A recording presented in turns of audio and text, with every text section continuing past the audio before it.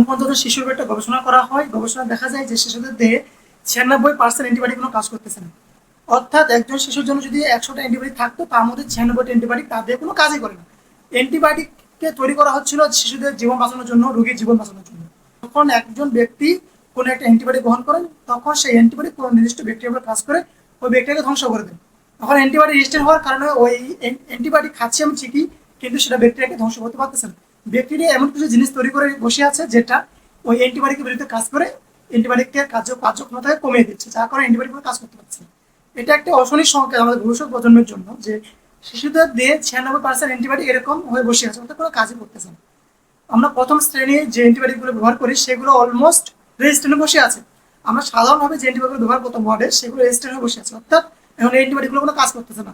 আমরা আইসিইউতে যে অ্যান্টিবায়োটিকগুলো ব্যবহার করতাম, ইমিপেনেম, তারপর হচ্ছে কোলেসিস্টাইটিন, টাইজেসাইক্লিন, এগুলো এখন সাধারণ ওয়ার্ডে ব্যবহার করা হচ্ছে, কারণ অ্যান্টিবায়োটিকের সর্বশেষ অস্ত্র হচ্ছে ইমিপেনেম, কোলেসিস্টাইটিন, এইগুলো। এখন প্রথম শ্রেণী অ্যান্টিবায়োটিকগুলো রেজিস্ট্যান্ট হয়ে বসে যাওয়ার কারণে আমাদেরকে সর্বশেষ অস্ত্রগুলো প্রয়োগ করতে হচ্ছে। এবং খুবই আশঙ্কাজনক তথ্য হলো যে এই সর্বশেষ অ্যান্টিবায়োটিকগুলোর বিরুদ্ধে ওই ব্যাকটেরিয়াগুলো রেজিস্ট্যান্ট তৈরি করতে শুরু করে দিচ্ছে, অর্থাৎ ওদের ভবিষ্যতে এই অ্যান্টিবায়োটিকগুলো কাজ করবে না। এই অ্যান্টিবায়োটিক রেজিস্ট্যান্ট হওয়ার অন্যতম প্রধান কারণ হলো যে সামান্য কিছু হলেই, যেমন একটু জ্বর, একটু কাশি হলেই আমরা বাচ্চাদেরকে অ্যান্টিবায়োটিক দিয়ে দিচ্ছি, গ্রামে ফার্মেসি থেকে অ্যান্টিবায়োটিক কিনে খাওয়াচ্ছি। আবার যখন ডাক্তারের কাছে আসে, আমরা একটা নির্দিষ্ট শিডিউল মেনটেন করে তাকে অ্যান্টিবায়োটিক দেই যে এতদিন পর্যন্ত অ্যান্টিবায়োটিক খাইতে হবে।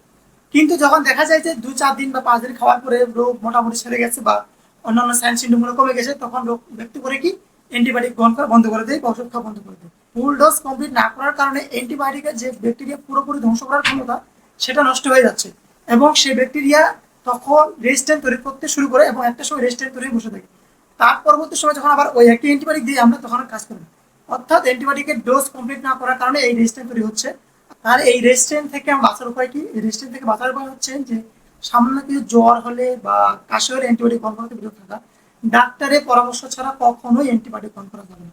আবার অ্যান্টিবায়োটিকের ডোজ শিডিউল মেনটেন করতে হবে, যতদিনের ডোজ দেওয়া হবে ততদিনের গ্রহণ করতে হবে। যদি আমরা এই কাজগুলো করতে না পারি, তাহলে ওদের ভবিষ্যতে আমাদের জন্য একটা অশনির সংকেত যে অ্যান্টিবায়োটিক কোনো কাজ করবে না এবং বাচ্চাদের ক্ষেত্রে বিভিন্ন ধরনের রোগ খুবই মারাত্মক আকারে প্রকাশ পাবে এবং রোগ সারানো খুব কঠিন হয়ে যাবে, মৃত্যুর হারটা অনেক বেড়ে যাবে।